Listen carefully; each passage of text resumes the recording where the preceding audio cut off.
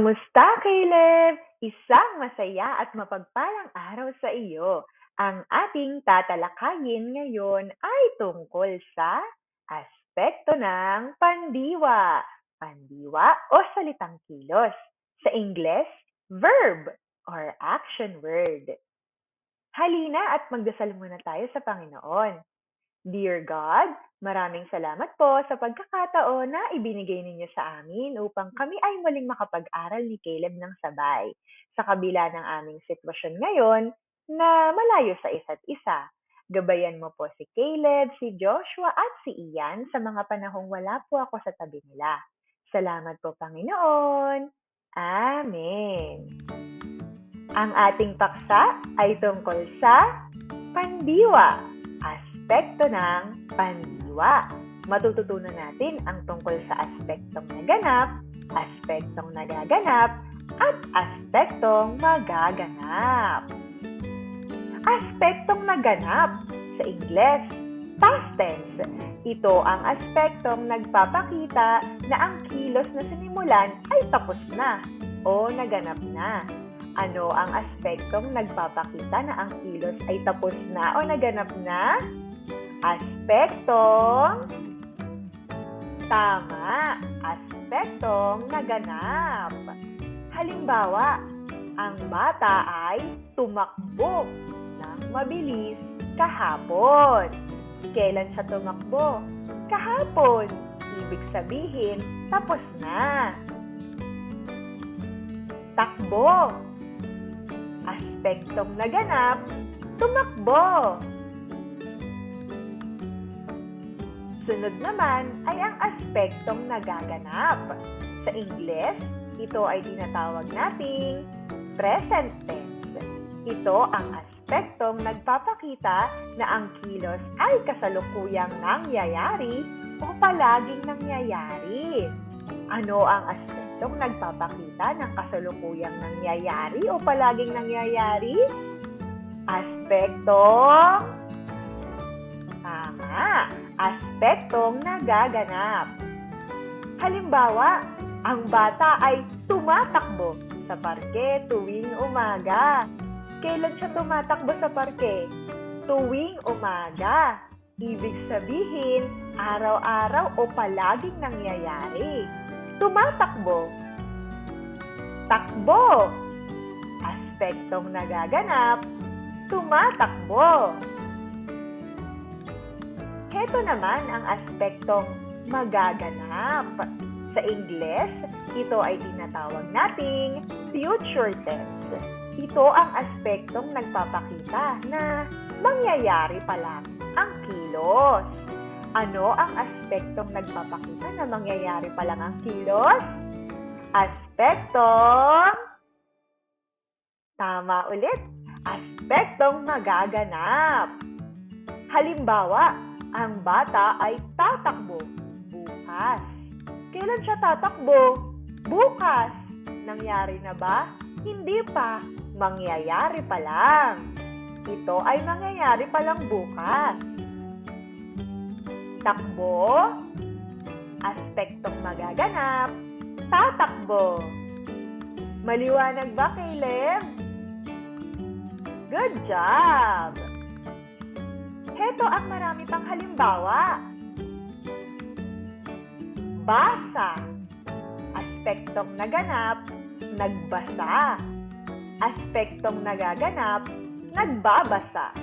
Aspektong magaganap, magbabasa.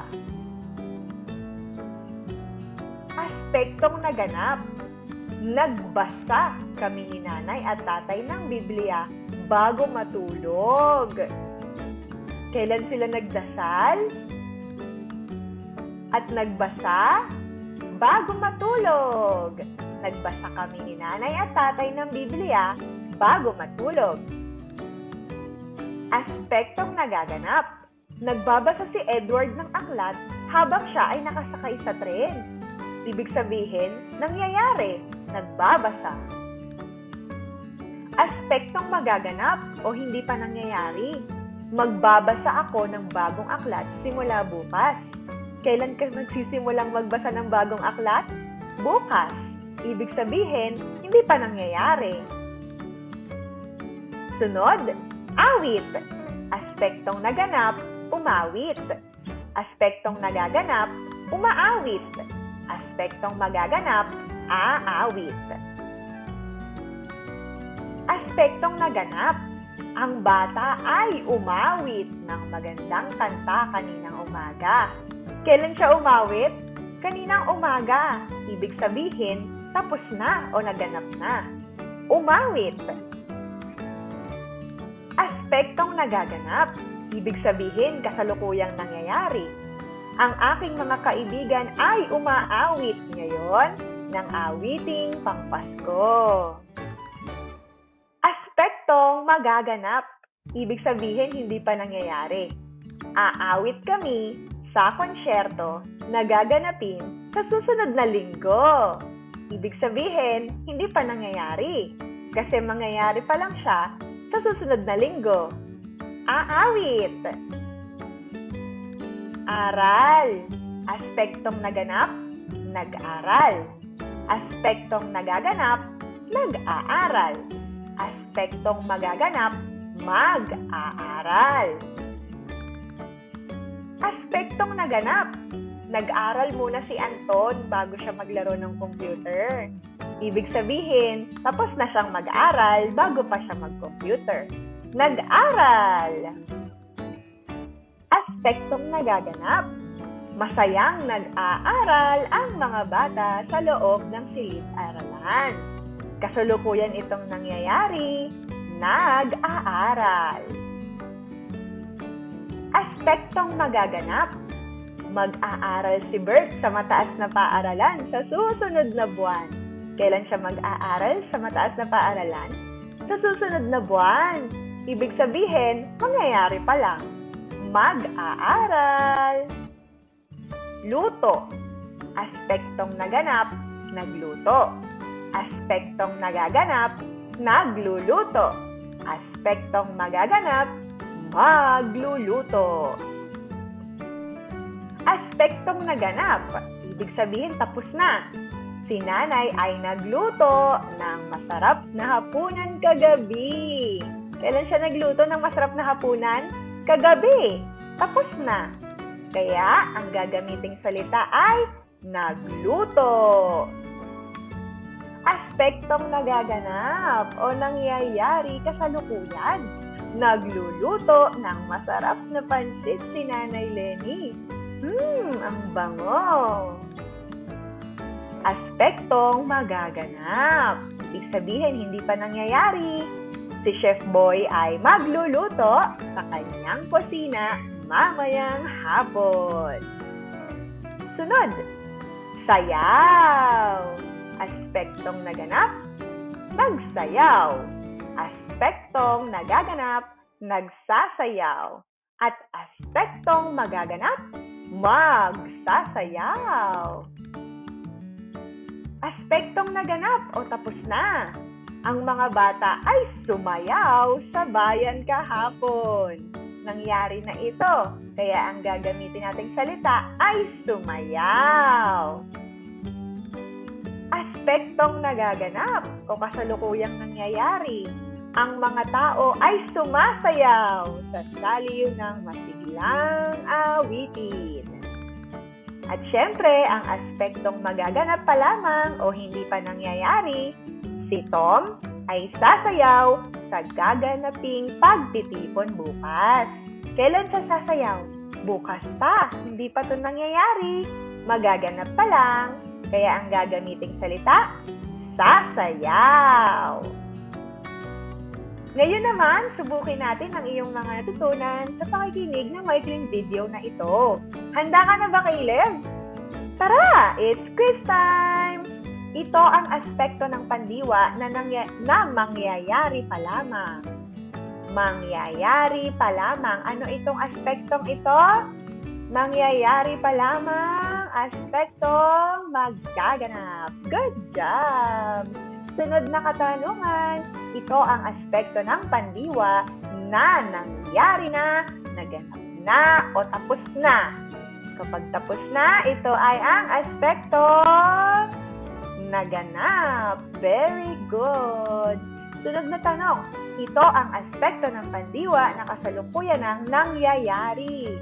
Kasalukuyang nangyayari, aspekto nagaganap. Good job! Ngayon, suriin naman natin kung ano ang tamang sagot sa mga hinahanap dito. Salita, kain. Ano ang aspektong naganap, nagaganap, at magaganap? Kain. 5, 4, 3, 2, 1. At ang tamang sagot ay kain, naganap, kumain. Nagaganap, kumakain. Magaganap, kakain. Very good! Sunod na salita, alis. Ano ang aspektong naganap, aspektong nagaganap, at magaganap? Sagutin in 5, 4, 3, 2, 1.